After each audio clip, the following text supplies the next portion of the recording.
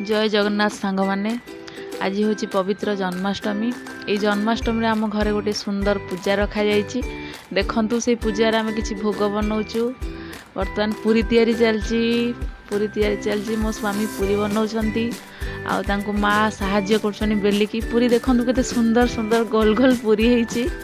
आज यहाँ कृष्ण को दिज्व सेपटे देखु खीरीटा भी प्रस्तुत हो गला पूरा कलरफुल खीरी। ता सहित आमर काकरा पिठा भी होती मझे नड़िया पुर दिहाई कराई। माँ तैयारी कर पूरा चक्का पकई गोल गोल कर मन ध्यान दे तैयारी कर। आज ठाकुर को किसी मीठा मीठा सुंदर सुंदर खाद्य आम पाखे भोग लगेबू।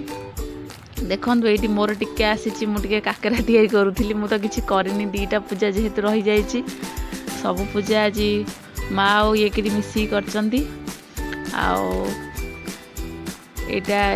आम सरीगला तो भोग प्रस्तुति आम ठाकुर पाखु बर्तमान पलैबा।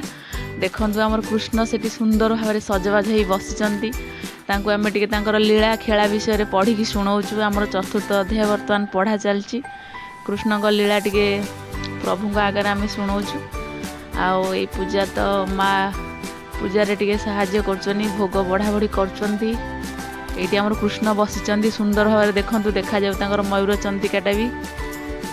बर्तमान आम पूजा तो संपूर्ण हो जाइए। आपण मानक आम पूजाटा केमती लगिला आमको सब्सक्राइब कर जणेबे।